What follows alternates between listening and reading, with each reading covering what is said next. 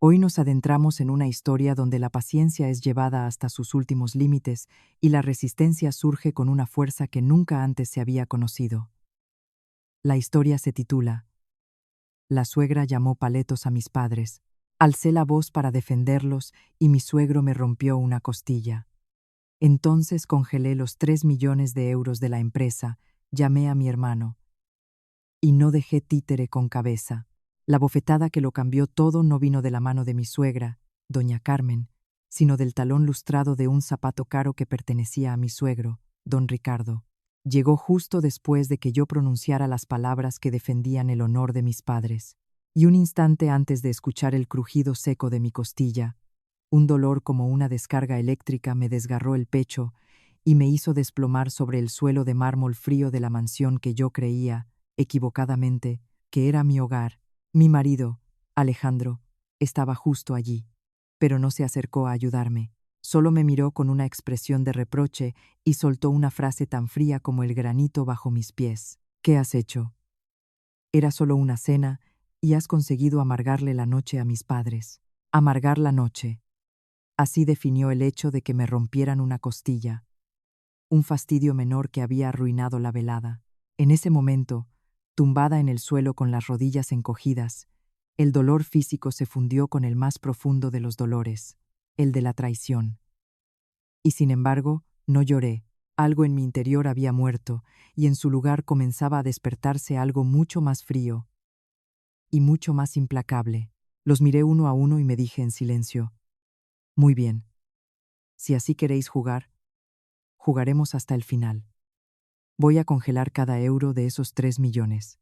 Y voy a llamar a mi hermano mayor, ese del que nunca se atreven a hablar. Rodrigo. Y no quedará ni uno. Aquella noche era el 55 cumpleaños de mi suegra. Un evento que doña Carmen siempre concebía como una ocasión para exhibir la riqueza y el estatus de la familia. La mansión de 3 plantas en la urbanización privada de las afueras brillaba como un palacio. Lámparas de cristal importadas desde Murano proyectaban una luz dorada y regia sobre el suelo de mármol blanco, tan pulido que reflejaba las siluetas de los invitados. Los asistentes eran todos personas de peso en el mundo empresarial. Señoras con vestidos de firmas cuyo precio podría equivaler a un año entero de los ingresos de mis padres en el pueblo. Y yo, Lucía García, la nuera mayor, directora financiera del grupo familiar, estaba en la cocina revisando personalmente cada último detalle del menú. Había pasado toda la semana organizándolo. Había elegido a mano cada bogavante, cada corte de buey de Kobe, solo para que aquella cena fuera perfecta, solo para que mi suegra pudiera estar orgullosa. Yo había creído que, si me esforzaba lo suficiente, si aguantaba lo suficiente, si era lo bastante hábil, algún día me reconocerían. Me equivocaba. Mis padres habían venido desde el pueblo. Traían regalos sencillos, pero cargados de todo su amor. Un ramo de hortensias recién cortadas del jardín, una botella de aceite de oliva virgen extra de su almazara y una caja de turrones artesanales que mi madre había envuelto con un lazo rojo. Llevaban puesta su mejor ropa de domingo, pero no podían disimular el trabajo de sus manos ni la timidez en sus ojos al entrar en aquella mansión cargada de opulencia. Mi madre me apretó la mano y me susurró: «Hija, ¿qué casa tan grande tienen tus suegros? Nosotros aquí nos sentimos un poco fuera de lugar». Yo sonreí y cogí entre las mías su mano. Áspera de tanto trabajo. «Tranquila, mamá, esta también es mi casa». Esa mentira, en cuanto la pronuncié, me supo amarga en la boca. Alejandro apenas salió a saludar a mis padres con un gesto vago y enseguida volvió con sus amigos. Ni siquiera les ofreció llevar la bolsa con los regalos. La cena se celebró en la terraza. Música suave, tintineos de copas, risas falsas. Mis padres se sentaron en un extremo de la mesa, perdidos en tanta pompa. Solo se servían de los platos que tenían más cerca, comiendo despacio, casi con miedo. Yo iba y venía, sirviéndoles agua, poniéndoles comida, intentando que se sintieran bienvenidos. Pero doña Carmen, con su vestido de terciopelo granate, no me dejaba en paz. Dio una vuelta por las mesas y se detuvo justo delante de la de mis padres. No se sentó. Simplemente se quedó allí, con los brazos cruzados, mirando de reojo los regalos que yo había colocado discretamente en un rincón. Entonces alzó la voz, lo suficiente como para que la mesa de al lado también lo oyera. ¡Ay, qué bien que han podido venir los suegros desde el pueblo! En los pueblos se vive todavía con mucha sencillez, ¿verdad? Aquí con tanta luz y tanto lujo, igual les cuesta acostumbrarse. El ambiente en torno a la mesa se heló. Mi padre, un hombre de campo que siempre ha sido llano y bondadoso, solo supo sonreír con incomodidad. Bueno, en el pueblo no tenemos estas cosas, es verdad. Mi madre agachó la cabeza. Sus hombros temblaron levemente. Yo, de pie cerca, sentí que alguien me apretaba el corazón con un puño. Iba a acercarme a decir algo cuando doña Carmen continuó, esta vez con un desdén que ya no intentaba disfrazar. Señalando los bogavantes en la mesa, le dijo a una amiga sentada a su lado: «Mira, ese marisco es importado, de los caros. Que lo prueben, a ver qué les parece. En los pueblos hay cosas que no se ven ni en toda una vida». Aquello fue como una bofetada invisible. Apretujé los dedos hasta que las uñas se me clavaron en la palma. Seguí aguantando. No quería arruinarle el día. Pero el colmo de la humillación llegó cuando uno de los invitados elogió al caniche de la familia, un animal de pelaje impecable y lacito rojo que descansaba en el regazo de doña Carmen. Ella lo acariciaba con satisfacción cuando de pronto lanzó una mirada hacia mis padres.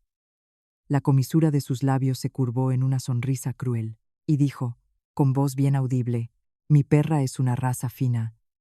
Come solo lo mejor. Vive en casa climatizada. No como esos perros de pueblo que comen cualquier cosa, sucios, que no hacen más que ladrar sin ton ni son». Entonces los miró directamente a los ojos. A mis padres, ¿verdad, suegros? La terraza entera quedó en silencio. La música pareció detenerse. Todos entendían lo que ella acababa de decir. El rostro de mis padres palideció. Mi madre clavó la vista en su plato, retorciendo el bajo de la chaqueta entre los dedos. Mi padre apretó los cubiertos. Sus manos, curtidas por el campo, temblaban de rabia contenida, y yo supe que ya no podía callarme. Mi silencio no sería oro, sería complicidad con algo que no merecía ninguna complicidad. Dejé la copa en la mesa con un golpe seco, deliberado. Me acerqué a mi suegra.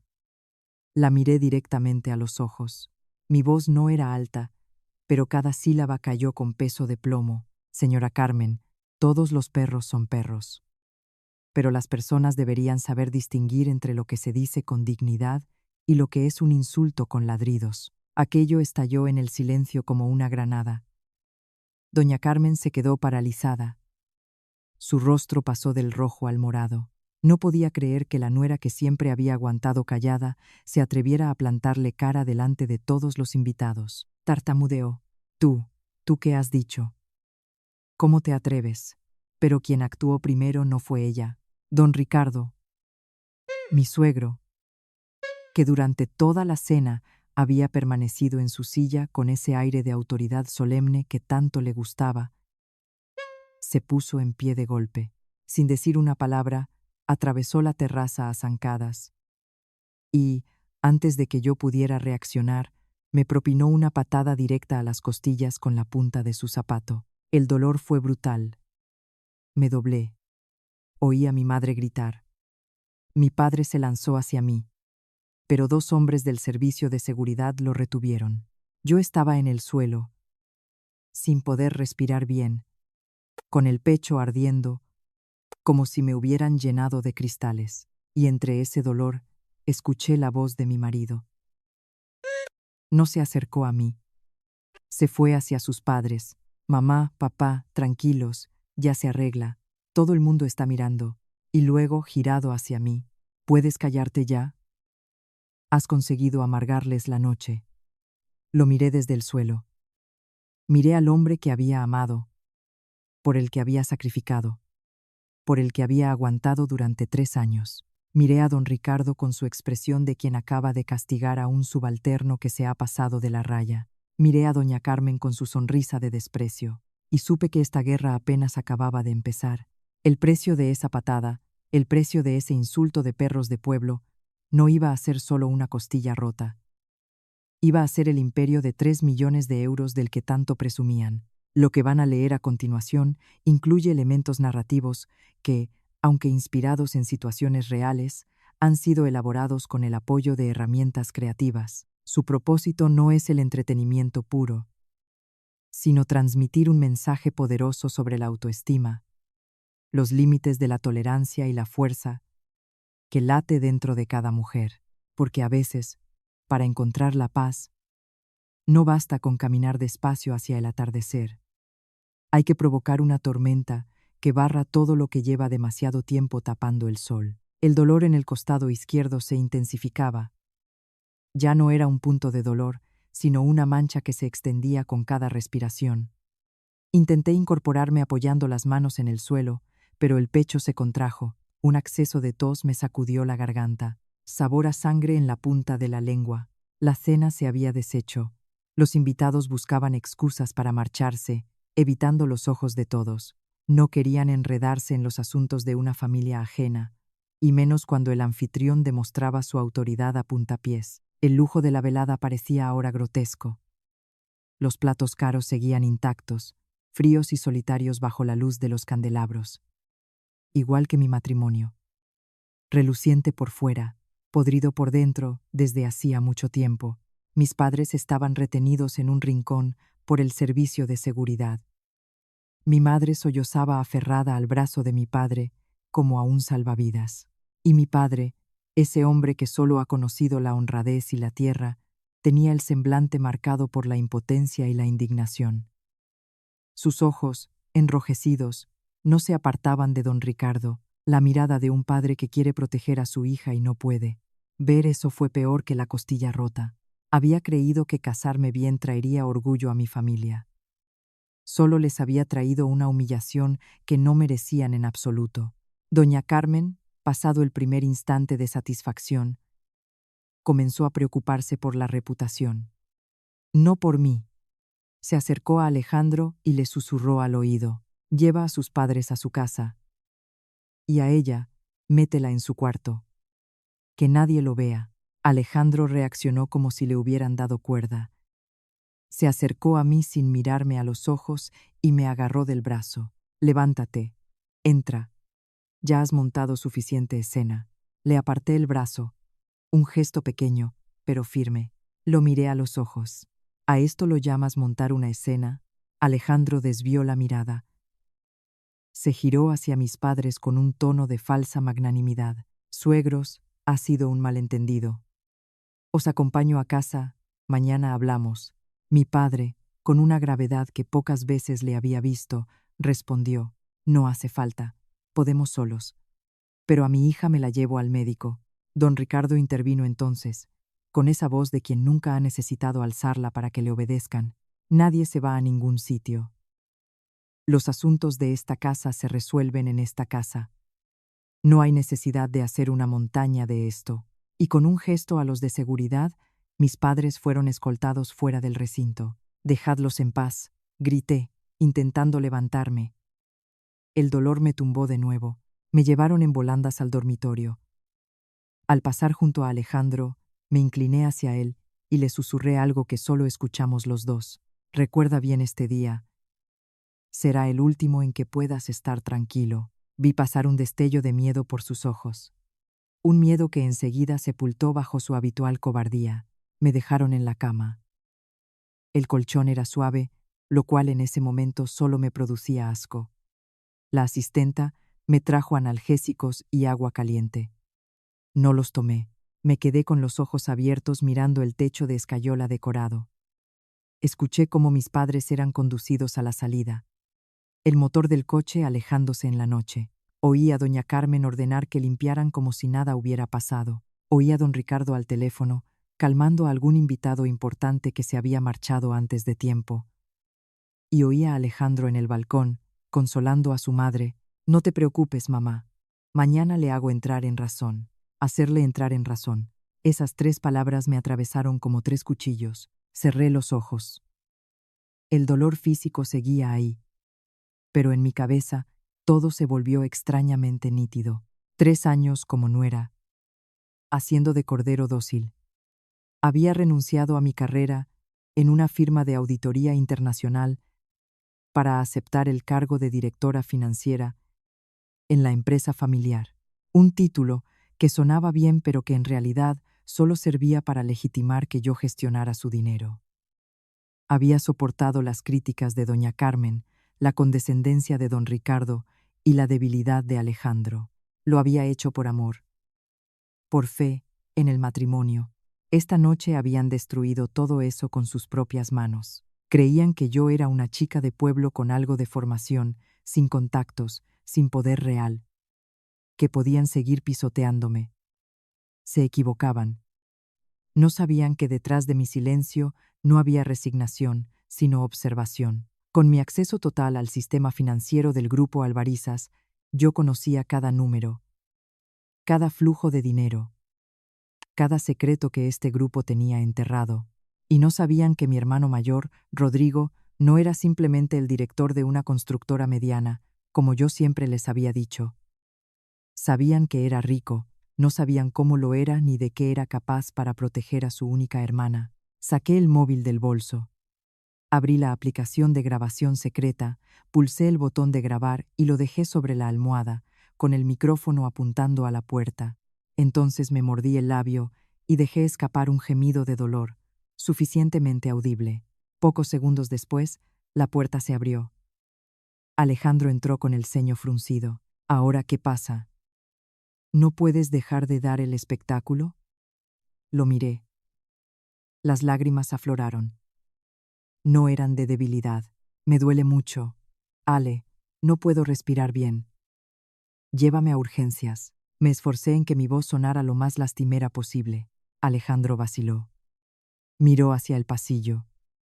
Luego respiró y dijo una frase que yo sabía que se convertiría en la prueba más contundente que jamás podría usar contra él.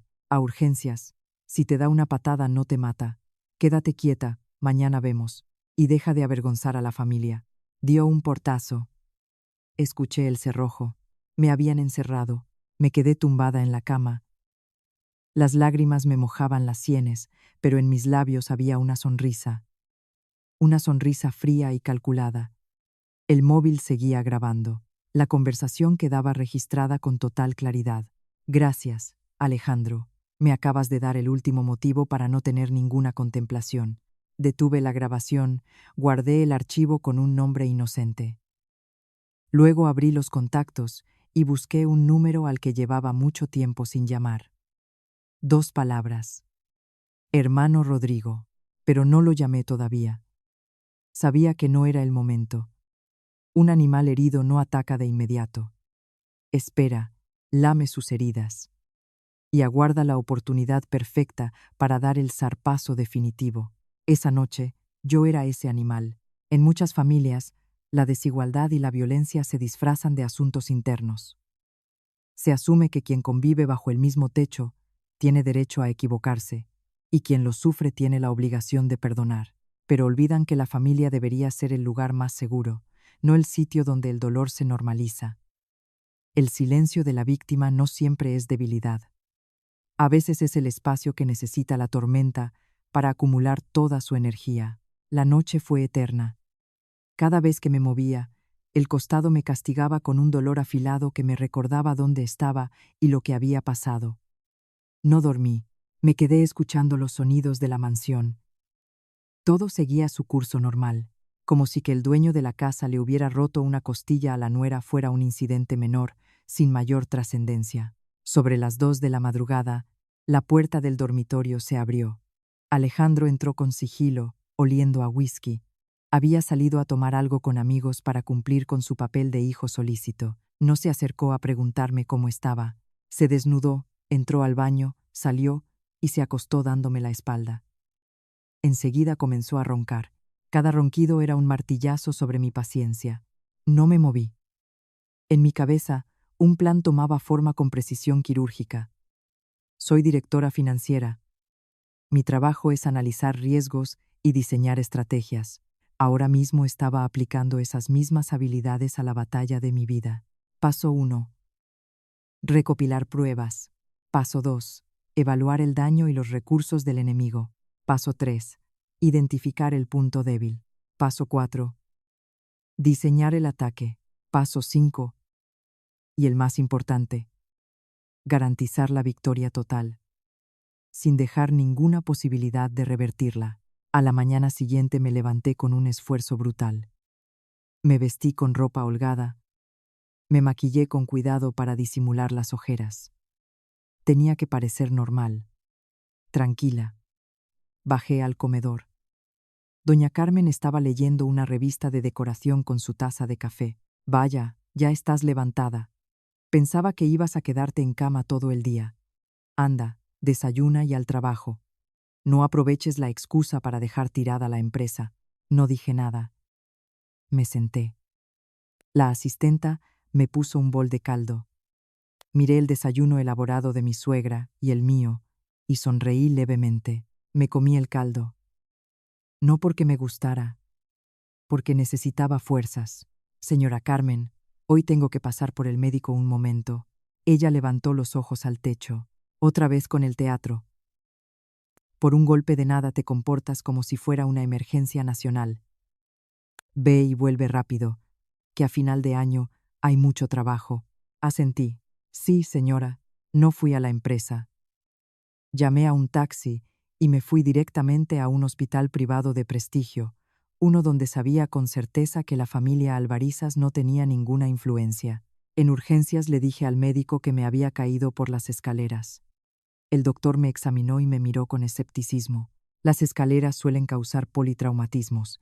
Esta lesión es muy localizada y concentrada. ¿Estás segura de cómo ocurrió? Bajé la cabeza. Rompí a llorar con una naturalidad que a mí misma me sorprendió. Le conté que había tenido una discusión fuerte con mi marido, que me había empujado, que no quería hacer una denuncia porque todavía lo quería y no quería destruir la familia. El médico, un hombre mayor de mirada compasiva, suspiró. Señorita, la violencia doméstica no se produce por accidente.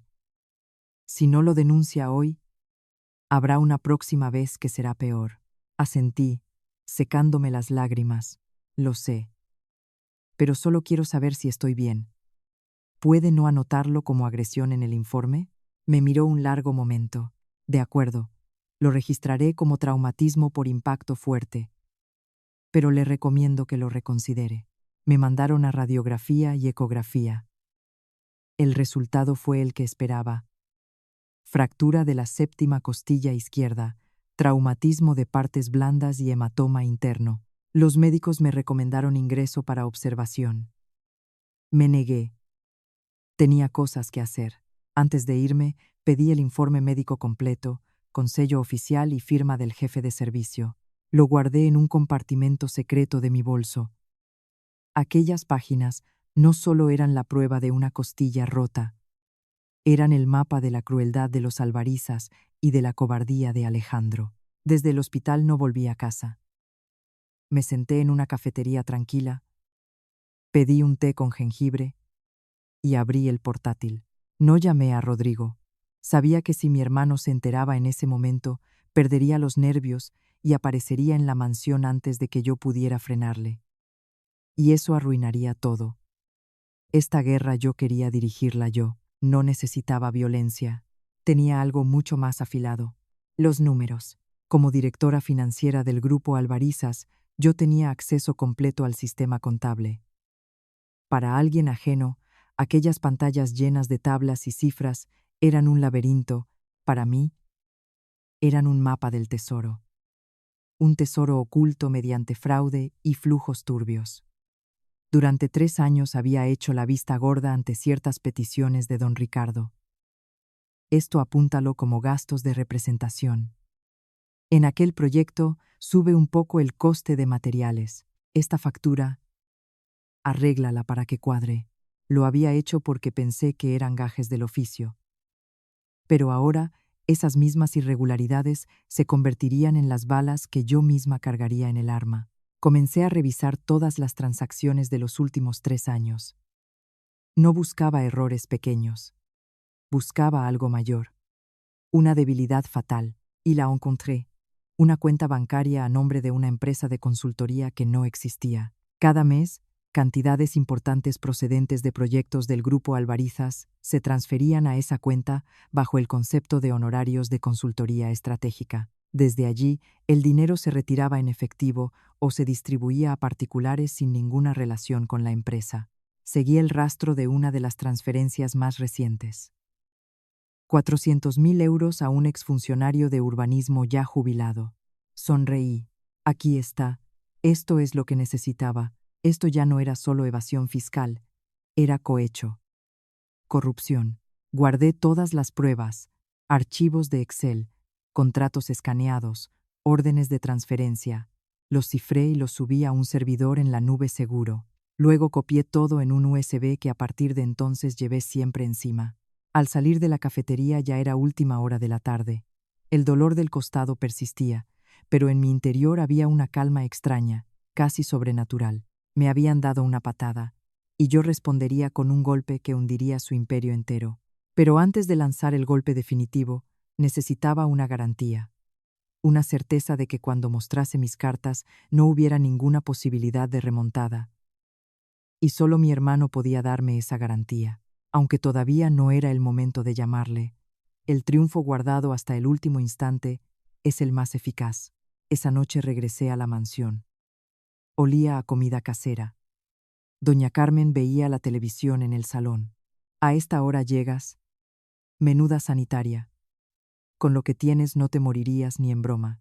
No respondí. Asentí levemente y subí directamente a la habitación. Alejandro estaba tumbado en la cama con el móvil.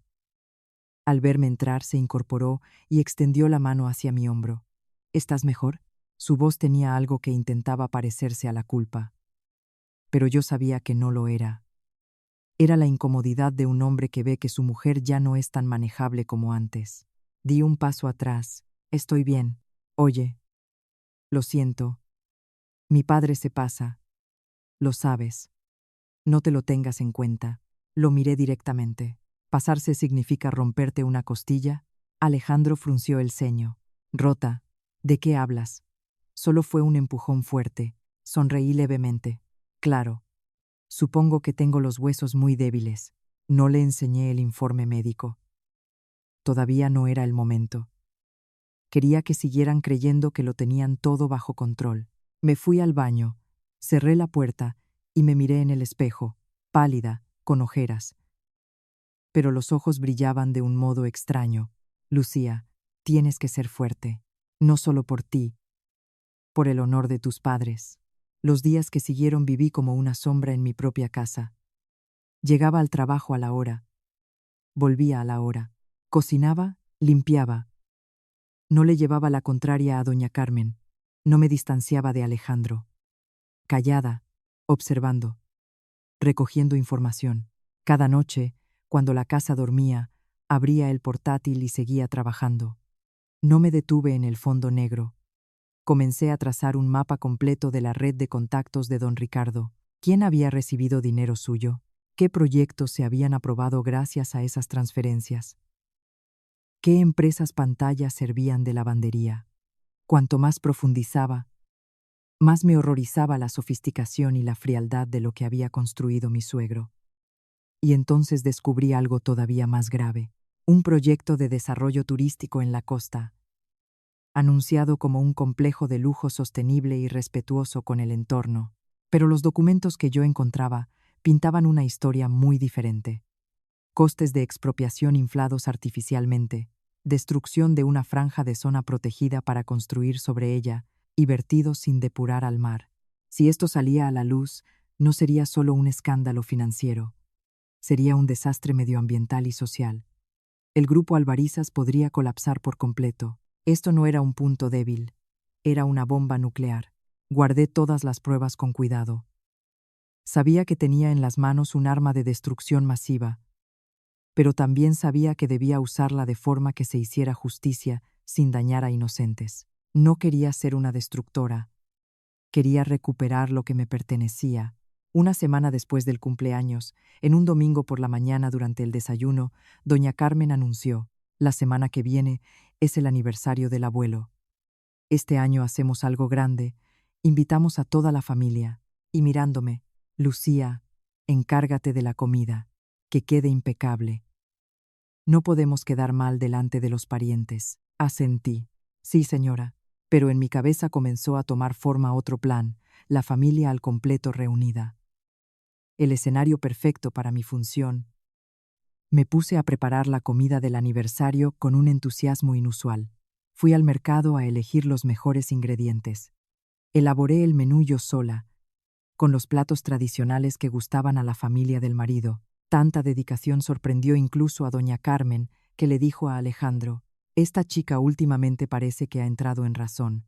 Alejandro me observó con cierta desconfianza, pero asintió. Los dos pensaban que había aceptado mi suerte y había vuelto al redil. Error. El día del aniversario la mansión volvió a llenarse de parientes. Mesas con manjares, brindis, conversaciones animadas. Don Ricardo presidía con su habitual expresión de suficiencia. Doña Carmen iba de acá para allá exhibiendo su patrimonio. Alejandro atendía a tíos y primos. Solo yo iba y venía de la cocina en silencio, esperando el momento. Cuando la comida tocaba a su fin y el vino había soltado las lenguas de todos, saqué a la terraza una gran fuente de fruta. La dejé sobre la mesa y dije, con voz suficientemente alta para que todos me oyeran. Quería aprovechar para tener un gesto con los suegros en el día del abuelo. Todos me miraron. Doña Carmen sonrió de oreja a oreja. ¡Ay, qué detallista es la chica! Don Ricardo asintió con satisfacción. Saqué del bolso no un regalo caro, sino un sobre blanco. Lo abrí despacio. Dentro no había dinero. Había un folio. Lo cogí y lo leí en voz alta, clara y pausadamente. Este es el resultado de la radiografía diagnóstica.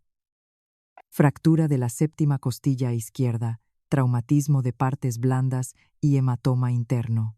Causa: impacto por fuerza concentrada, producido el día del cumpleaños de la señora Carmen. La terraza quedó en silencio absoluto. Las risas se apagaron.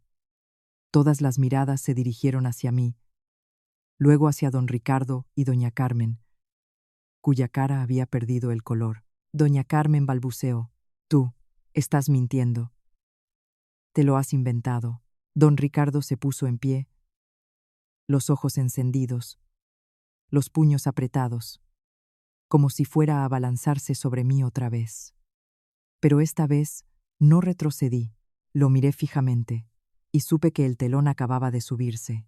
La historia que están siguiendo es una obra de ficción elaborada con elementos narrativos construidos en parte mediante herramientas de inteligencia artificial. Nuestra intención no es solo entretener, sino reflexionar sobre la autoestima, los límites de la resistencia y la fuerza que permanece latente en cada persona, porque a veces la paz no se encuentra caminando despacio, hay que desatar la tormenta. El silencio en la terraza era tan espeso que se podía cortar. Los parientes que un momento antes reían y brindaban tenían ahora el semblante paralizado. Sus ojos iban y venían entre yo, el informe médico y los rostros lívidos de don Ricardo y doña Carmen. Haber pasado a ser el centro de atención de ese modo era una sensación extraña. No era orgullo. Era el frío peso de la verdad, cuando por fin sale a la luz. ¿Inventado?, repetí, con la misma calma. Este informe lleva el sello del hospital y la firma del jefe de servicio. ¿De verdad cree que pude falsificar eso? Me giré hacia los parientes. Disculpen que lo haga hoy, en un día que debería ser de recuerdo tranquilo, pero he aguantado demasiado. Solo les pregunto una cosa. ¿Es razonable que una nuera que simplemente defendió a sus padres reciba una patada que le rompe una costilla? Alguien comenzó a murmurar. Una tía que, al parecer, nunca había tenido mucho aprecio a doña Carmen, fue la primera en hablar en voz alta. Dios mío, ¿es esto verdad? ¿Cómo se puede tratar así a una nuera? Un tío mayor, con evidente autoridad familiar, miró a don Ricardo con seriedad. Ricardo, explícate. Esto necesita una respuesta. Don Ricardo recuperó la compostura. El pánico inicial lo fue cubriendo la cólera. Golpeó la mesa con la palma. Los asuntos de esta casa no son de vuestra incumbencia. Ella es mi nuera. Si le llamo la atención, es mi derecho.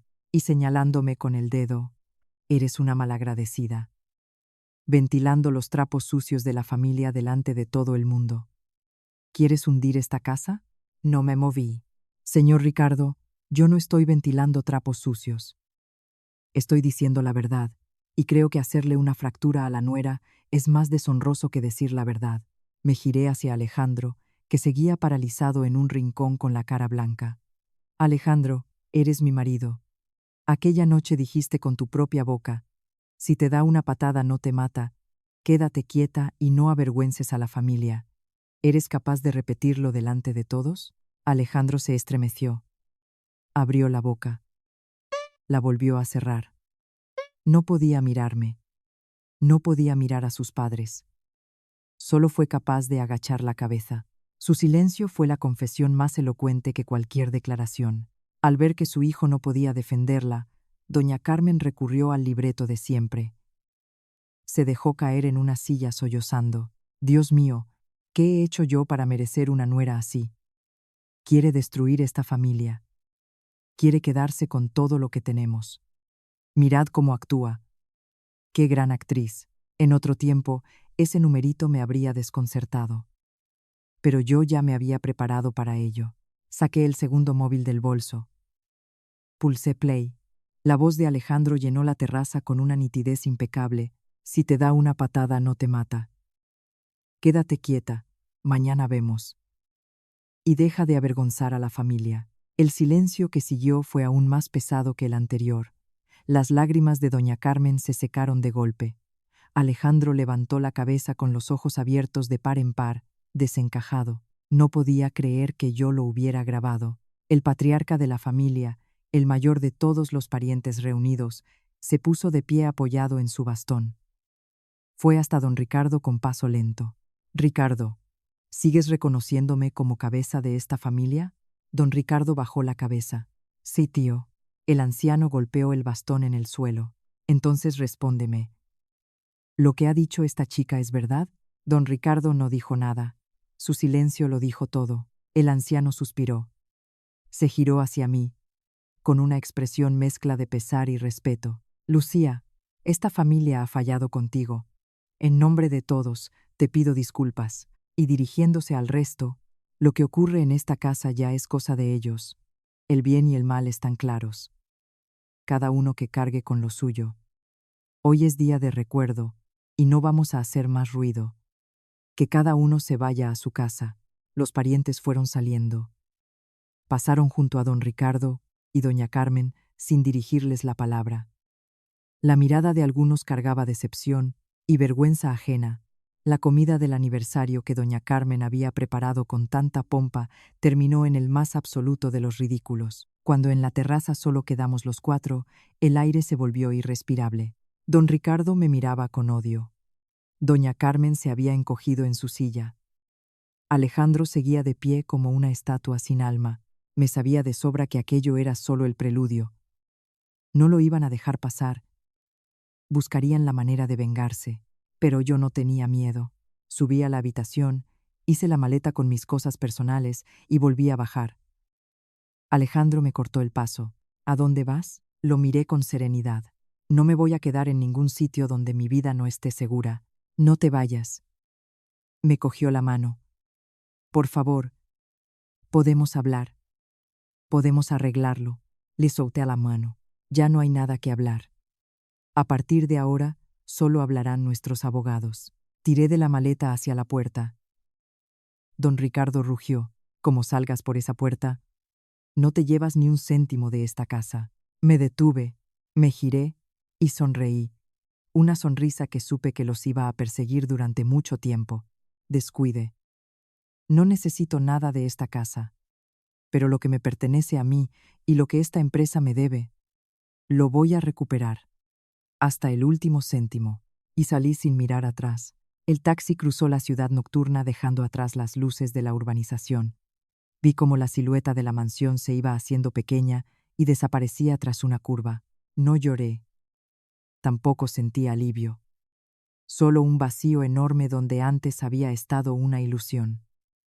Le dije al taxista que me llevara a un hotel del centro. Necesitaba un lugar seguro y anónimo. Al entrar en la habitación, cerré la puerta con llave, bajé las persianas y me senté en la cama. El dolor del costado volvió a morderme. Me aguanté, me di una ducha, me miré en el espejo. Una mujer extraña me devolvió la mirada. Pálida, los ojos hundidos. 3 años intentando encajar en un molde que no era el mío. A cambio, solo desprecio y violencia. Me senté ante el escritorio y abrí el móvil. Miré el nombre de hermano Rodrigo en la pantalla. El dedo me tembló un instante. Sabía que en cuanto mi hermano lo supiera, no mantendría la calma. Actuaría antes de tiempo y arruinaría mi estrategia. Esta guerra quería librarla en el terreno del derecho y las finanzas, donde yo era quien mejor conocía las reglas. Decidí no llamar. En cambio, escribí un mensaje largo. Le contaba todo: la cena, el insulto a mis padres, la patada, la grabación, la escena ante los parientes, la salida de la mansión. Adjunté fotos del informe médico. Y al final escribí: Rodrigo, estoy bien. Estoy en un lugar seguro. Necesito tiempo para manejarlo yo sola. No hagas nada todavía. Cuando te necesite, te llamo. Confía en mí. No había enviado ni 30 segundos el mensaje cuando el móvil vibró. Era Rodrigo. Respiré hondo y contesté: ¿Dónde estás? Su voz era grave y fría. La calma de una tormenta a punto de estallar. En un hotel. Estoy bien. ¿Quién te ha puesto la mano encima? Mi suegro. Un silencio de pocos segundos. Me lo imaginé perfectamente. Los ojos inyectados, la mandíbula apretada. Esa gente lo va a pagar. Todo. Dime dónde estás. Voy ahora mismo. Rodrigo, escúchame. Intenté sonar tranquila. Si vienes ahora, solo conseguiremos que digan que me he aliado con alguien de fuera para atacarles. Perderé ventaja. Confía en mí.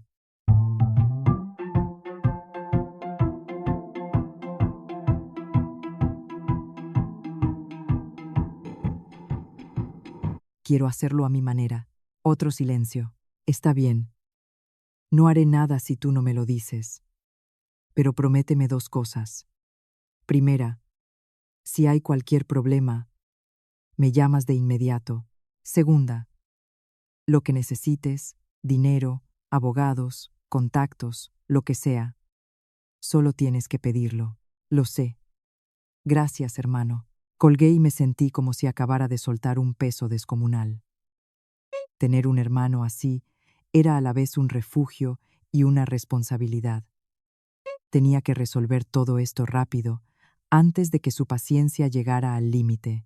A la mañana siguiente llamé a un despacho de abogados de primer nivel, no a un especialista en divorcios. Busqué a alguien con experiencia en litigios económicos y derecho penal. Le expuse todo. Le entregué las pruebas: el informe médico, la grabación, los primeros documentos del fondo negro del grupo Alvarizas. El abogado lo examinó todo y me miró con una mezcla de asombro y respeto. Señorita Lucía, con estas pruebas no solo podemos interponer una denuncia por lesiones dolosas y violencia doméstica, también podemos iniciar una investigación sobre las prácticas financieras del grupo Alvarizas de alcance potencialmente muy serio. Exactamente lo que yo buscaba. No quería solo un divorcio ruidoso. Quería un ataque en todos los frentes: la honra, la ley y los cimientos económicos. Diseñamos la estrategia. Primero, el abogado enviaría un requerimiento formal a don Ricardo y a Alejandro para celebrar una reunión y tratar el incidente de las lesiones. Una maniobra legal que demostraría voluntad de diálogo y a la vez generaría presión para observar sus reacciones. Segundo, en paralelo, presentaríamos una denuncia ante las autoridades acompañada de las pruebas del fondo negro y el cohecho, sin hacerlo público de inmediato, para que los investigadores tuvieran tiempo de verificarlo. Mientras tanto, yo no estaba quieta. El grupo Alvarizas era como un pulpo gigante, y el fondo negro no era más que uno de sus tentáculos. Necesitaba localizar más puntos débiles. Recordé reuniones, cenas de negocios, socios que don Ricardo mantenía en la sombra. Empecé a rastrearlos en registros mercantiles, foros bursátiles y medios de comunicación especializados. Descubrí algo revelador. Muchos de los socios más importantes del grupo Alvarizas tenían antecedentes de problemas con la calidad de sus obras, incumplimientos de plazos y, sobre todo, infracciones graves de seguridad laboral. Don Ricardo no solo compraba proyectos con dinero, también compraba silencio para cubrir los errores suyos y de sus socios. Una red de intereses mutuos. Si yo lograba romper un eslabón, el resto podría desmoronarse. Pasé 2 días más reforzando pruebas. Contacté con viejos compañeros de auditoría y de ingeniería de obra. Trabajé casi sin dormir. La habitación del hotel se convirtió en mi despacho. Fiambreras, café y montones de documentos. El dolor en el costado seguía ahí, pero no podía detenerme. Cada hora que trabajaba era un paso más hacia el día en que los Alvarizas pagarían lo que debían. 2 días después de que mi abogado enviara el requerimiento, recibí respuesta. No una disculpa. No una oferta de compensación. Una llamada de Alejandro. Lucía, ¿qué pretendes? ¿Crees que puedes amenazar a esta familia? Te juro que como sigas así, me vas a conocer de verdad. Sonreí. ¿De verdad? ¿Hasta dónde puedes llegar tú? Prueba. Cuando un animal se ve acorralado, se vuelve más agresivo. Y esa agresividad era la señal de que iba por el buen camino. Su furia no era fortaleza, era miedo. Miedo a que la verdad saliera a la luz. Miedo a que el edificio de falsedades que habían construido se desplomara. En lugar de seguir discutiendo, le mandé un mensaje escueto. Todo lo que tengas que decir, díselo a mi abogado. Y lo bloqueé. Necesitaba centrarme en el siguiente movimiento. Un golpe directo al corazón financiero del grupo Alvarizas. Era un lunes por la mañana. Sabía que era el momento de máxima actividad financiera del grupo.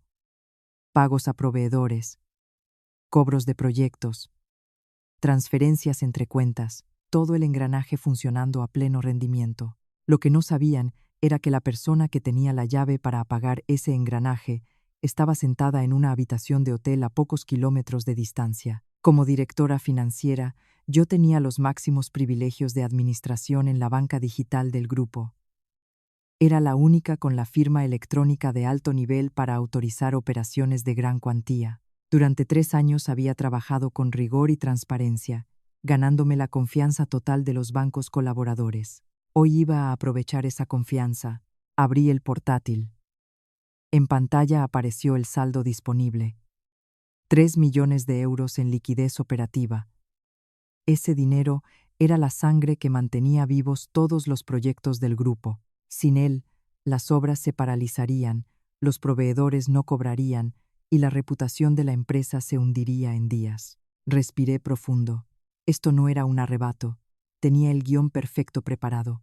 Redacté un correo urgente a todos los responsables de área, directores de proyecto y, en especial, a los bancos colaboradores. El asunto, en mayúsculas. Aviso urgente suspensión temporal de todas las operaciones de pago auditoría interna de emergencia. En el cuerpo del correo escribí con voz profesional y contundente. Citaba los artículos del estatuto de la empresa que reconocían el derecho de la directora financiera a paralizar operaciones ante indicios de fraude. Comunicaba que, tras una revisión preliminar, había detectado transacciones anómalas con capacidad de causar perjuicios graves al patrimonio social y a los accionistas. Por ello, activaba el protocolo de auditoría interna de urgencia.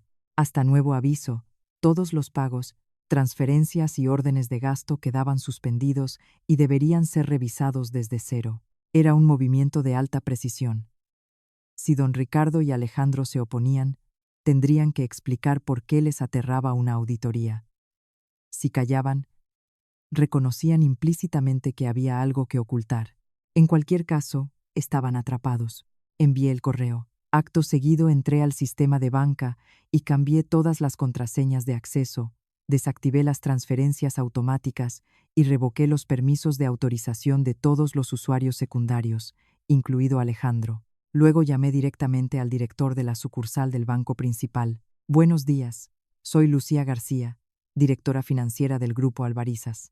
Acaba de llegar un correo urgente. A partir de este momento, solicito que congelen todas las operaciones de salida de nuestras cuentas hasta que yo lo autorice por escrito con firma original. Es una medida de seguridad necesaria para proteger el patrimonio de la empresa. Asumo toda la responsabilidad legal. El director del banco, con quien llevaba años trabajando, no dudó. Entendido, señorita Lucía. Lo ejecutamos de inmediato. Cerré el portátil. El proceso completo no había durado ni media hora, pero esa media hora bastó para cortar la arteria principal de un imperio. 3 millones inmovilizados, decenas de millones más que debían llegar a las cuentas, bloqueados. El pulpo Albarizas acababa de quedarse encerrado en una campana de cristal. Me recosté en la silla y esperé. La tormenta no llegaría de inmediato. Primero vendrían las olas pequeñas. Una llamada del jefe de contabilidad preguntando por qué no podía procesar el pago de nóminas. Un correo del director de obra porque no podían abonar a los suministradores de materiales. Y luego las olas irían creciendo hasta convertirse en un tsunami que golpearía directamente el despacho del presidente. Exactamente como había calculado, una hora más tarde el móvil empezó a sonar sin parar. Primero la jefa de contabilidad, angustiada. Lucía, ¿qué está pasando? No puedo ejecutar ninguna operación. Sigue las instrucciones del correo. Recopila toda la documentación y espera instrucciones nuevas. Después los responsables de área, uno tras otro. Misma respuesta. Y finalmente, el nombre que estaba esperando. Alejandro. Dejé sonar varios tonos antes de contestar. ¿Qué está pasando?, gritó desde el otro lado. ¿Por qué están todas las cuentas bloqueadas? ¿Qué has hecho? No respondí a su furia. Solo dije, con voz de hielo, lee el correo. Estoy ejerciendo mis funciones como directora financiera. Estás destruyendo la empresa. Sabes lo que nos costará en penalizaciones si no pagamos hoy a los socios. Entonces prepara una explicación convincente sobre las transacciones anómalas que he detectado. Cuando me la des, desbloqueo las cuentas. ¿Qué transacciones anómalas? ¿De qué estás hablando? Por ejemplo, 400.000 euros de honorarios de consultoría a una empresa que no existe. ¿Quieres que te mande los detalles? Silencio al otro lado. Oí su respiración acelerarse. Sabía que yo no estaba improvisando, tenía pruebas, y él lo sabía. La llamada terminó sin que dijera nada más. Pero yo sabía que la persona con el verdadero poder en aquella casa no tardaría en aparecer. Y que don Ricardo no vendría a negociar. Esa misma tarde, un coche negro de alta gama se detuvo ante el hotel. Don Ricardo bajó acompañado de 2 guardaespaldas. Lo vi llegar por la mirilla. No abrí enseguida. Primero activé la grabación en el segundo móvil y lo coloqué en un ángulo oculto, pero con campo visual completo sobre la puerta. Entonces abrí apenas unos centímetros. ¿En qué puedo ayudarle? Don Ricardo fue directo al grano. Abre esa puerta. ¿Qué crees que estás haciendo? ¿Quieres que la empresa reviente? Solo estoy haciendo mi trabajo. La empresa tiene indicios de fraude y tengo la obligación de investigarlos. ¿Fraude? En esta empresa la ley la dicto yo. Y tienes 10 minutos para desbloquear esas cuentas. Si no, ya verás cómo me las arreglo. ¿Qué va a hacer? Le pregunté con una inocencia calculada. ¿Romperme otra costilla? ¿O mandar a alguien a hacerlo, como suele cuando le conviene? La frase le dio de lleno. Su rostro pasó del rojo al blanco. No esperaba que yo me lo pusiera en la cara de ese modo. Se giró hacia los guardaespaldas. Tirad esa puerta. Los 2 hombres avanzaron. Pero antes de que tocaran la puerta, alcé la voz lo suficiente para que los 3 lo oyeran. Esta puerta es propiedad del hotel. Si la fuerzan, las cámaras del pasillo lo registran todo, y será un delito de daños. Y si me tocan, será lesiones con agravante de organización. Eso se suma a la denuncia por violencia doméstica que mi abogado ya está preparando. ¿Seguimos? Los guardaespaldas se detuvieron. Se miraron entre sí. Miraron a don Ricardo. Don Ricardo los miró a ellos. Nadie se movió.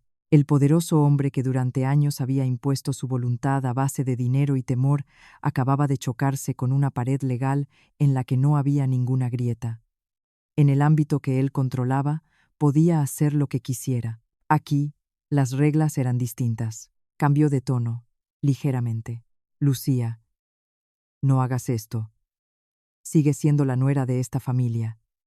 Estás cortando la rama sobre la que estás sentada. Sonreí. Mi rama, a partir de ahora, la elijo yo. Y no necesito que esté sustentada por el dinero de nadie con las manos sucias. Don Ricardo se marchó. Antes de entrar al ascensor, se giró. Espera sentada. Vas a venir a pedirme perdón de rodillas. Cerré la puerta. Apoyé la espalda en ella. El corazón me latía deprisa, pero lo había hecho. Me había plantado frente a un hombre al que le temía medio mundo, y no me había movido ni un centímetro. Esa noche, el abogado me llamó. Señorita Lucía, hay un giro nuevo. Alejandro acaba de presentar una demanda de divorcio por su parte.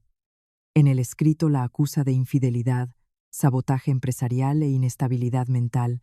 No me sorprendió. ¿Qué pruebas aportan? Unas fotografías suyas almorzando con un colaborador varón, tomadas desde lejos en ángulos ambiguos, y un informe de un psicólogo que sostiene que usted tiene un trastorno paranoide. El psicólogo será amigo de don Ricardo. Y las fotos, probablemente encargadas a alguien que me estuvo siguiendo. Es el libreto clásico, convertir a la víctima en la culpable. Exacto. El objetivo no es ganar en el tribunal. Es manchar su reputación, crear un relato alternativo en la opinión pública y ganar tiempo para mover el dinero y tapar los agujeros de la contabilidad. Pero no saben que me adelanté. Poco después de bloquear las cuentas, había sospechado que Alejandro intentaría acceder a cuentas paralelas. Tenía instalado desde tiempo atrás un software de monitorización en su ordenador, no para espiarle, sino por precaución. Y al revisarlo la noche anterior, descubrí algo devastador. Alejandro no solo tenía un pequeño fondo personal, tenía toda una red de cuentas a nombre de terceros para recibir comisiones ilegales de los subcontratistas, y una parte de ese dinero fluía hacia la cuenta de otra persona, una modelo joven, con mensajes inequívocos, facturas de tiendas de lujo, un contrato de alquiler de un apartamento de alto standing a su nombre. Le había sido infiel, y lo había hecho con dinero de la empresa. Esto no solo era un golpe personal, era una prueba irrefutable de corrupción activa. Bien. Si quieren jugar sucio, les voy a mostrar lo que es realmente jugar sucio. La demanda de Alejandro llegó formalmente al despacho de mi abogado a la mañana siguiente. Una declaración de guerra en toda regla. Querían convertirlo todo en un lodazal, con la esperanza de hundirme con ellos. Señorita Lucía, tenemos dos opciones, me dijo mi abogado. Una, centrar todos los esfuerzos en refutar las acusaciones en el juzgado. 2. Contraatacar. Mostrar lo que nosotros tenemos. Contraatacamos, respondí sin vacilar. Pero no todavía. Déjeles que se confíen un poco más. Quiero que crean que me están acorralando. Y cuando estén más relajados, salgo yo. Mientras tanto, el caos dentro del grupo Alvariza se multiplicaba. Los bancos, al no recibir respuesta satisfactoria sobre la auditoría, suspendieron la entrega de nuevos tramos de préstamo. Uno de los proyectos más grandes, un complejo comercial en fase de acabados, quedó paralizado de facto. Los proveedores exigían cobros atrasados. Los trabajadores de varias obras empezaban a protestar. Los medios especializados comenzaban a publicar artículos con titulares de interrogación. ¿Problemas en el grupo Alvarizas? La familia, desesperada, presionó por todos los flancos. Doña Carmen llamó a mi madre llorando, diciéndole que yo era una nuera sin corazón, que destruía el trabajo de toda una vida, que estaba siendo manipulada, que debía estar deprimida. Mi madre, después de lo que había visto en la cena del cumpleaños, no se dejó convencer. Lo que tenga que resolverse entre vosotros, lo resolvéis vosotros. Pero a mi hija la conozco. Ella no hace nada sin motivo. Don Ricardo movió sus contactos. Llamadas de personas con cargo, con tono condescendiente. Sería prudente que reconsiderase, que mirara a largo plazo, que no dejara que una situación familiar afectara a los negocios. Los escuché con cortesía y no prometí nada. Eran peones. Cuando el barco Albarizas se hundiera del todo, serían los primeros en saltar. Alejandro me inundó de mensajes. Primero dulces, evocando el pasado. Luego suplicantes. Lucía, sé que me equivoqué. Soy un cobarde. No te protegí. Pero dame una oportunidad. Podemos empezar de cero. Te lo juro, lo leí. Me produjo una mezcla de lástima y fastidio. ¿Empezar de cero? Después de todo, me tomaba por una ingenua. No respondía a ninguno. Mi silencio le aterrorizaba más que cualquier reprimenda. Una noche, al volver de cenar algo, escuché voces y golpes ante la puerta de mi habitación. Por la mirilla vi a doña Carmen y a Alejandro. Ella golpeaba la puerta y gritaba: «Lucía, abre. Eres una víbora, nos quieres destruir». Llamé a recepción con toda la calma del mundo. «Buenas noches, soy la huésped del 702. Hay 2 personas causando disturbios ante mi puerta. Por favor, envíen seguridad». En menos de 2 minutos, 2 vigilantes del hotel los hicieron bajar. Doña Carmen se resistió, llegando a tirarse al suelo. Alejandro tardó un buen rato en conseguir sacarla de allí. Toda la escena quedó registrada en las cámaras del pasillo. Estaban perdiendo los nervios. Y ese era exactamente el momento que yo esperaba. A la mañana siguiente quedé con Rodrigo en una cafetería pequeña y tranquila, en un callejón discreto. Llegó puntual. Estaba algo más delgado, con la mirada cansada, aunque tan afilada como siempre.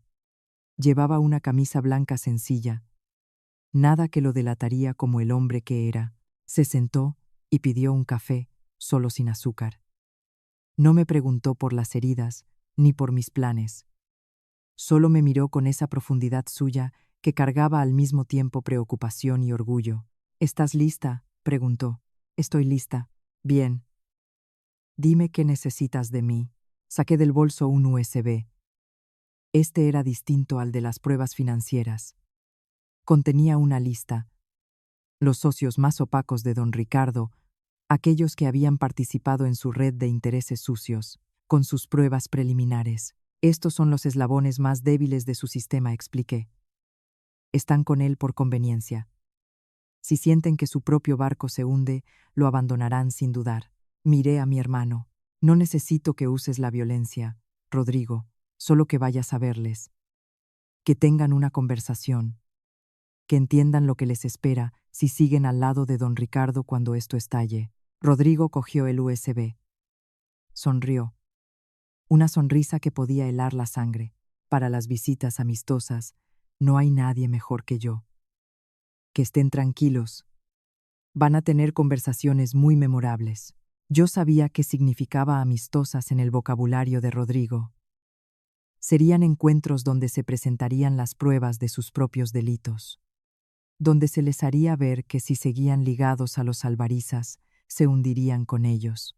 El efecto dominó estaba a punto de comenzar. Las visitas de los hombres de Rodrigo se produjeron con una discreción y una rapidez que me sorprendió.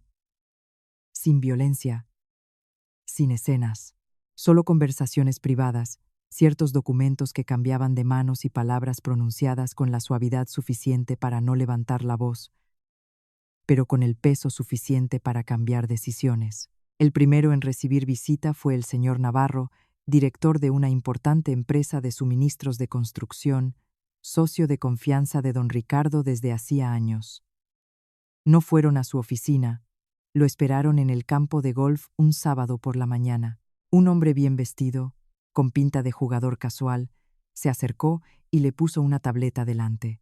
En la pantalla, imágenes nítidas de operarios de la empresa de Navarro mezclando materiales deficientes en una obra del grupo Albarizas, y el informe independiente de calidad que confirmaba que el hormigón no cumplía ningún estándar. El hombre de Rodrigo sonrió con amabilidad. El señor Rodrigo le manda un saludo. Solo quiere preguntarle, ¿quiere usted que el barco Albarizas le arrastre al fondo? Navarro palideció. Sabía que las pruebas eran reales. Y sabía que el nombre que acababan de mencionar no era ninguna broma. La conversación duró 5 minutos. Esa misma tarde, llamó a don Ricardo para exigir el pago inmediato de todas las deudas pendientes. Si no, retiraba el suministro de todos los proyectos. Visitas similares se sucedieron con otros socios. Un subcontratista sorprendido con trabajadores sin contrato. Una empresa de logística cuyos presupuestos estaban inflados sistemáticamente. Un funcionario municipal al que le recordaron la parcela que había recibido como regalo tras aprobar un proyecto. Cada uno tenía su punto vulnerable. Y los hombres de Rodrigo daban en el centro. El efecto dominó comenzó. Una a una, las piezas del entramado de don Ricardo empezaron a ceder. Socios que le daban la espalda, subcontratistas que paraban la obra, bancos que pedían explicaciones, las obras se detuvieron de verdad. Los trabajadores de los tajos se concentraron a pedir el sueldo. Los medios de comunicación empezaron a oler el escándalo. En la mansión el ambiente era el de un velatorio. Don Ricardo iba de un lado a otro, golpeando mesas, lanzando improperios. Doña Carmen lloraba a diario llamando a sus amigas ricas, que ya no le cogían el teléfono. Alejandro, incapaz de asomar la cabeza, se encerró en casa bebiendo. Sus mensajes cambiaron de tono por completo. Ya no amenazas. Solo súplica. Lucía, lo reconozco. Soy un cobarde y un egoísta. Por favor, haz que esto pare. Te daré lo que quieras. Firmo el divorcio. Firmo lo de los bienes. Lo que pidas. Lo leí sin responder. Me dio lástima, pero era una lástima que no podía permitirme en ese momento. Sin obtener respuesta de mí y viendo que todo se derrumbaba, recurrieron a un último recurso, el más ruin de todos. Pagaron a un grupo de cuentas falsas en redes sociales para difundir el bulo de que yo era una esposa infiel que se había aliado con mi amante para robar la empresa familiar. Publicaron fotos mías sacadas de contexto, recortadas para dar una impresión turbia. Durante un momento me afectó. No esperaba que fueran capaces de descender tan bajo. Los comentarios maliciosos, los insultos, las especulaciones de gente que no me conocía de nada. Nadie es completamente inmune al linchamiento del público, pero pensé en mis padres, pensé en Rodrigo. Pensé en la cicatriz que aún me dolía en el costado. Si me rindo ahora, todo lo anterior no habrá servido para nada. Llamé a mi abogado. Ya es el momento. Prepare la convocatoria de Junta Extraordinaria de Accionistas. Y cite también a la persona con quien Alejandro tiene esa relación. Como parte implicada en la apropiación de fondos de la empresa, era el golpe de gracia. La Junta Extraordinaria se convocó para un sábado. No en la sede del Grupo Albarizas, sino en una sala de reuniones de un hotel de 5 estrellas. Terreno neutral, donde nadie podía controlar el ambiente ni ejercer presión. Asistirían todos los miembros del Consejo de Administración, los accionistas mayoritarios, los representantes de los bancos y los equipos jurídicos de ambas partes. Y por supuesto don Ricardo, doña Carmen y Alejandro. Llegué temprana con mi equipo de abogados. Me puse un traje de chaqueta azul marino de corte impecable, el cabello recogido. No la nuera sumisa de antes, la directora financiera que iba a exponer lo que había descubierto. La familia Albarizas llegó casi los últimos. Don Ricardo intentaba mantener el tipo, pero sus ojos delataban la tensión. Doña Carmen se había maquillado mucho para ocultar el agotamiento, sin lograrlo del todo. Alejandro iba detrás de sus padres como un fantasma, la cabeza gacha. Cuando todos estaban sentados, mi abogado tomó la palabra. Señoras y señores, hemos convocado esta reunión para aclarar asuntos graves relacionados con las finanzas y la gestión del Grupo Albarizas. Asuntos que están afectando seriamente a la actividad y a la reputación de la empresa. Don Ricardo intentó cortar. No hay nada grave. Hay un malentendido interno y alguien que está saboteando deliberadamente la empresa. Yo hice una señal al abogado. La pantalla al fondo de la sala se iluminó. Si todo está bajo control, dije con calma, Le agradecería que nos explicara la existencia de la empresa Inversiones Costa Brava S.L., una firma sin actividad real, y los cientos de miles de euros en honorarios de consultoría que el grupo Alvarizas le ha transferido durante 3 años. La pantalla mostraba el esquema de flujos de dinero. Flechas rojas señalando cada transferencia, cada intermediario, cada destinatario final, incluyendo un exfuncionario de urbanismo ya jubilado. Don Ricardo se quedó sin palabras. Los miembros del consejo comenzaron a murmurar. Varios de ellos llevaban tiempo sospechando irregularidades, pero no se habían atrevido a señalarlas. Ahora que alguien lo ponía encima de la mesa, su indignación afloraba. La pantalla cambió de diapositiva. Contratos ficticios, facturas infladas, órdenes de pago, cientos de miles de euros desviados del patrimonio de la empresa. La cara de don Ricardo y Alejandro se fue vaciando de color con cada nueva diapositiva, pero aún no había terminado. Hice una señal. La puerta de la sala se abrió. Una joven con un vestido de marca entró. Era la modelo, la amante de Alejandro. Alejandro se puso en pie, desorientado. ¿Qué haces tú aquí? Ella no lo miró. Fue directamente a la mesa y dejó sobre ella una carpeta. Vengo a aportar información. Su voz temblaba, pero no vaciló. Me engañaron. Alejandro me dijo que llevaba tiempo separado de su mujer. Me pagó el alquiler, la ropa, los viajes, todo con dinero de la empresa, y me habló muy mal de su mujer muchas veces. Entonces me miró, con algo que se parecía a la vergüenza. Perdón. Yo no sabía la verdad. Pero no quiero ser cómplice de lo que ha pasado. Mi abogado la había convencido de que si seguía cubriendo a Alejandro, podría ser perseguida legalmente como receptora de fondos irregulares. Había optado por la verdad. Alejandro se derrumbó en la silla con las manos en la cabeza. Doña Carmen se quedó petrificada. No podía creer que su hijo hubiera hecho todo eso, y entonces me levanté yo. Cogí el micrófono. Señoras y señores, dije, y esta vez mi voz no era fría. Contenía el dolor real de quien ha aguantado demasiado. Todo lo que acaban de ver es solo una parte de la verdad. La otra parte está aquí. Me señalé el costado. Está en la cicatriz de una costilla que todavía no ha sanado del todo. Está en esta grabación. Pulsé play en el segundo móvil. La voz de Alejandro sonó clara y sin posibilidad de negación. Si te da una patada, no te mata. Quédate quieta, mañana vemos. Y deja de avergonzar a la familia. La sala quedó paralizada. Nadie susurraba ya, solo silencio. Y en ese silencio, la mirada de todos cayó sobre la familia Alvarizas. No con duda, con desprecio. Don Ricardo sabía que había perdido.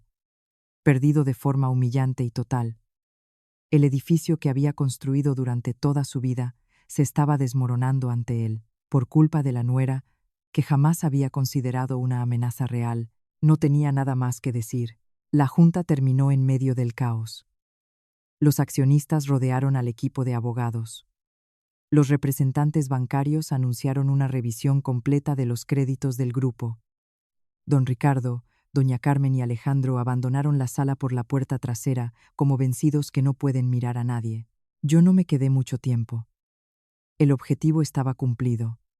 Había sembrado la semilla del caos y la verdad en el centro mismo de su poder. El resto, que lo resolvieran la codicia y el miedo de los implicados. En el taxi de vuelta, sonó el móvil. Era Rodrigo. He visto la transmisión. Has estado excepcional. Una auténtica capitana. Sonreí. No soy ninguna capitana. Solo soy una mujer a la que acorralaron demasiado. No. Me cortó. Eres mi hermana. Y mi hermana no es una persona corriente. Luego, más serio, el último paquete está listo. ¿Lo enviamos? Yo sabía a qué se refería. El dossier completo con las pruebas más graves, el cohecho confirmado y la destrucción de zona protegida en el proyecto costero. Suficiente para que don Ricardo acabara ante el juez penal. Me quedé callada unos segundos. Pensé en Alejandro, con quien había compartido 3 años.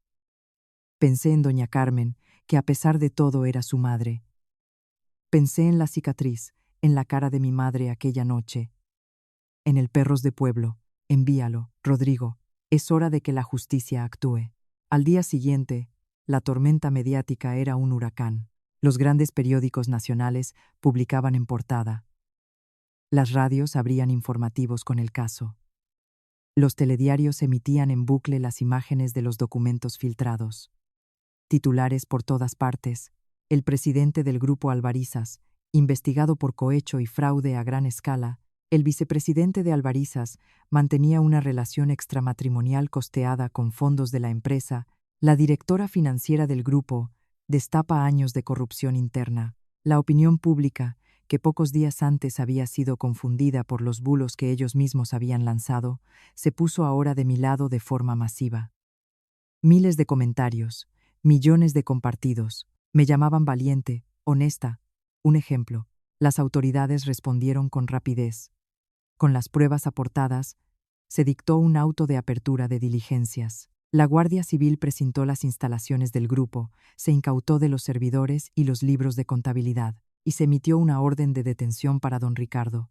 Las imágenes de un hombre que durante años había dictado las normas en su mundo particular, esposado y conducido a un furgón policial, se emitieron en todas las cadenas. Doña Carmen, al verlo en la televisión del hospital donde seguía ingresada, sufrió una lipotimia y tuvieron que atenderla de urgencia. Alejandro intentó huir. Lo detuvieron en un hostal de carretera cerca de la frontera portuguesa cuando intentaba cruzar.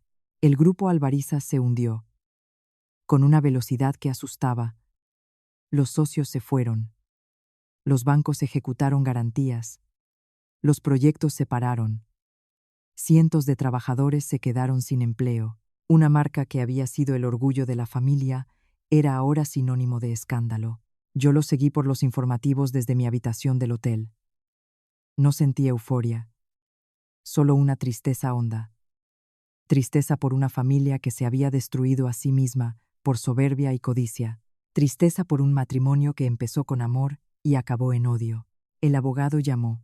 La demanda de divorcio ha sido admitida a trámite. Con Alejandro prófugo y las pruebas de infidelidad y violencia, el proceso será rápido. Tendrá usted plena capacidad de decisión sobre el reparto de bienes legales. ¿Queda algo de valor? Muy poco. La mayor parte está embargada o hipotecada. Lo que reste es una cáscara. ¿Ha terminado todo? Legalmente. Lo sustancial sí. El resto es trabajo de los tribunales. Usted ha hecho todo lo que estaba en su mano. Es hora de que descanse y empiece a construir algo nuevo. Algo nuevo. Apagué la televisión. Bajé las persianas. Necesitaba estar sola un momento con todo lo que bullía dentro de mí. Había ganado. ¿Por qué no me sentía contenta? Quizá porque en esta guerra no había ganadores de verdad. Solo personas que habían perdido algo distinto. Cada historia tiene sus encrucijadas y sus enseñanzas. Esta, con sus momentos llevados al límite, es un recordatorio de que la justicia y la verdad, aunque puedan ser silenciadas por un tiempo, siempre encuentran la manera de salir a la luz, y que cada acción de hoy moldea el resultado de mañana. En los días que siguieron, el terremoto Albarizas siguió enviando réplicas. Las investigaciones destaparon más irregularidades, no solo la red de cohecho, sino un entramado sofisticado de blanqueo a través de empresas instrumentales en el extranjero. La magnitud real del caso superaba todo lo que yo había imaginado. Don Ricardo pasó de imputado a investigado principal en una causa de delito económico de gran escala. Doña Carmen, al salir del hospital, se encontró con la mansión precintada como prueba del delito.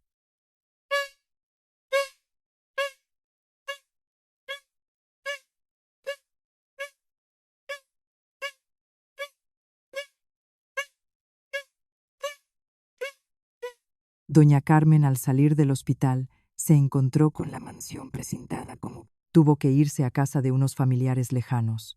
En pocos días envejeció 10 años. Alejandro, después de una semana huyendo, fue detenido en un hostal de carretera cuando intentaba cruzar la frontera con Portugal. Las fotografías de su detención, demacrado y ojeroso, circularon por todos los medios. Nada que ver con el ejecutivo elegante de antes. Fue procesado por varios delitos, complicidad en las actividades irregulares de su padre y apropiación de fondos de la empresa para fines personales. A veces la vida tiene estas ironías. Quienes se habían sentido en lo más alto, que habían tratado a otros como si no valiesen nada, ahora tenían que mirar el mundo a través de los barrotes de una celda. Dejé de seguir las noticias sobre ellos. Delegué todo en el abogado. Me mudé del hotel a un piso pequeño y luminoso que alquilé en un barrio tranquilo. Quería empezar de cero en un espacio mío. Rodrigo vino a verme. Trajo un ramo de rosas blancas, las que más me gustan. Miró el piso pequeño, me miró a mí. ¿Estás bien? Asentí con una sonrisa genuina. Sí, de verdad que sí. Nos sentamos en el balcón a tomar café. No hablamos de los Albarizas ni de la batalla librada. Hablamos de la infancia, de los veranos en el pueblo, de nuestros padres. Por primera vez en mucho tiempo, sentí el corazón tranquilo. Tengo una propuesta, dijo Rodrigo de pronto. El grupo Albarizas está prácticamente en quiebra. Algunos socios y yo estamos considerando adquirir parte de los activos, sanear la empresa y relanzarla con otro nombre. Y quiero que seas tú quien la dirija. Yo no quiero tener nada que ver con eso. No sería el Albarizas de antes. Sería una empresa completamente nueva, con transparencia real y gestión profesional. Tienes talento y experiencia. No deberías enterrarlos por lo que ha pasado. Además me miró con esa expresión de siempre, es la mejor manera de demostrar que tu valor no depende de nadie. Lo pensé mucho. Tenía razón. Meses después, el juzgado dictó sentencias. Don Ricardo fue condenado a una pena de prisión larga, con varios delitos acumulados. Alejandro recibió una condena de varios años.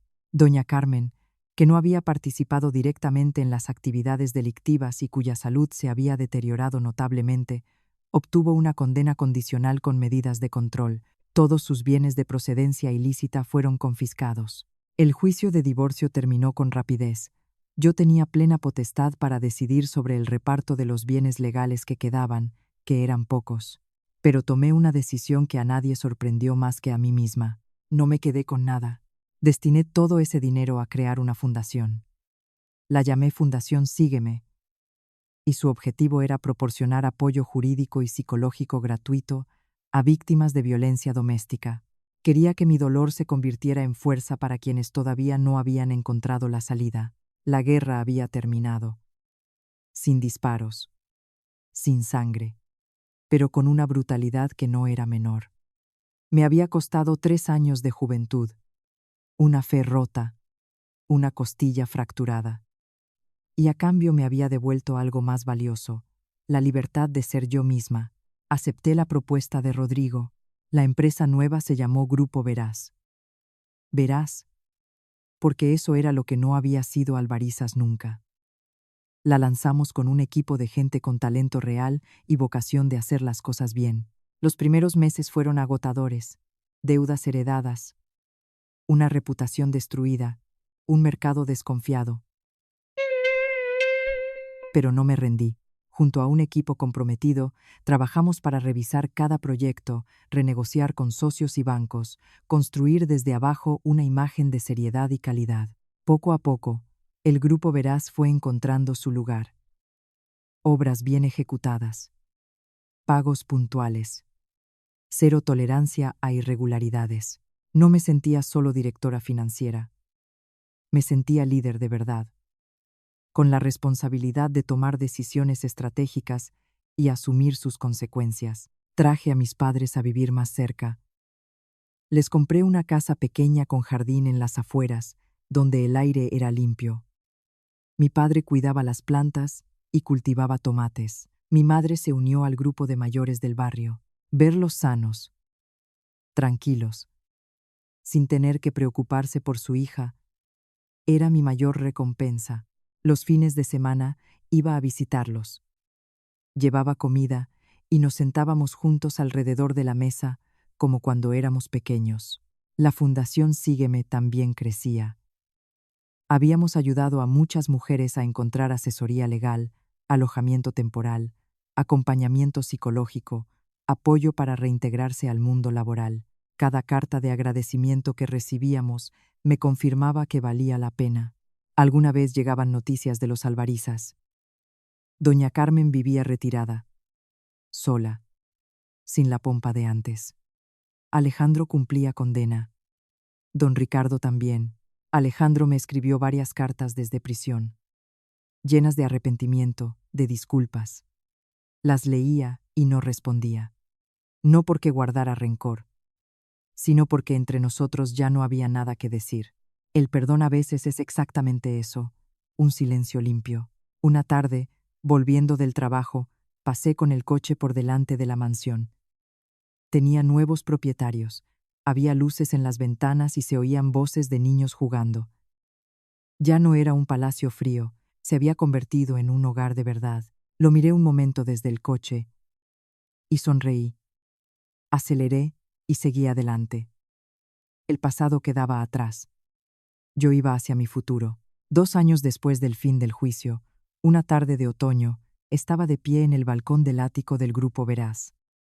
Desde allí veía toda una franja de la ciudad. Los edificios creciendo hacia arriba, los coches formando ríos de luz, y en el horizonte, el sol hundiéndose y tiñendo el cielo de naranja. El móvil vibró. Un mensaje de Rodrigo. Esta noche a cenar en casa. Papá y mamá también vienen. Mamá ha hecho el bacalao que te encanta. Respondí. A las 7 estoy ahí. Así era mi vida ahora. El trabajo llenaba los días con significado. La familia llenaba las tardes con calor. Y en el espacio que quedaba, había aprendido a estar en paz conmigo misma. Esa noche, en el comedor de Rodrigo, los 4 alrededor de la mesa con un guiso humeante, el vino de la tierra y las risas de siempre, mi padre me miró con ese orgullo que nunca sabe disimular bien. Eres increíble, hija. Llevar una empresa así, sola. No estoy sola, papá. Os tengo a vosotros y a Rodrigo. Mi madre me cogió la mano. Solo queremos que seas feliz. Lo demás ya nos sobra. Al despedirnos, Rodrigo me acompañó hasta el portal. Me preguntó en voz baja, ¿has encontrado tu nueva felicidad? Supe a qué se refería. Desde que todo terminó, había volcado en el trabajo y en la familia toda mi energía. No había pensado en el amor romántico. Miré el cielo lleno de estrellas.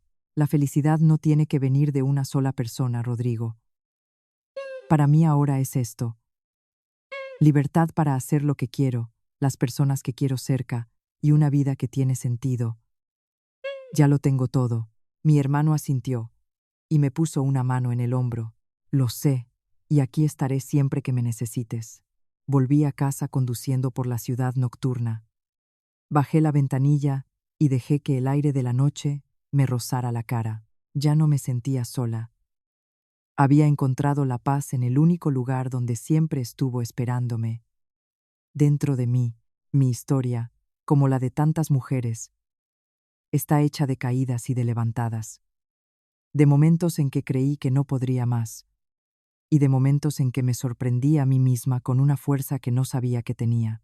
Lo que aprendí es que la felicidad no vive en el apellido que llevas ni en la casa donde duermes. Vive en la coherencia entre lo que eres y lo que haces. En la capacidad de poner límites cuando hace falta, aunque duela, y en el coraje de empezar de nuevo cuando lo anterior ya no tiene remedio. Todos merecemos una vida sin miedo, sin tener que encogernos para caber en el espacio que otro nos asigna. Y a veces, para construir ese futuro, hay que atreverse a derrumbar el presente que nos oprime. Yo, Lucía García, encontré mi camino. Un camino sin adornos falsos, sin promesas vacías. Construido con mis propias manos, paso a paso, entre el polvo y la luz de cada amanecer. Lo que esta historia nos deja, más allá de su dramatismo, es una reflexión profunda sobre el valor de uno mismo y el límite de la tolerancia. El silencio paciente no siempre es una virtud. Puede ser el terreno fértil donde crece la prepotencia de quienes se creen con derecho a todo. Ese límite se rompe no siempre por el golpe más grave, sino por la última humillación, la que toca lo más hondo, la que hiere a quienes más queremos. La mayor lección es la de la independencia. Económica, emocional, personal. Es el escudo y el arma que nos permite defender lo que somos, No hay que esperar a estar demasiado herida para hablar. No hay que creer que aguantar es sinónimo de ganar. La verdadera fuerza no está solo en derribar lo que está mal, sino en tener el coraje de construir algo mejor sobre las ruinas, porque nadie tiene derecho a pisarte la dignidad.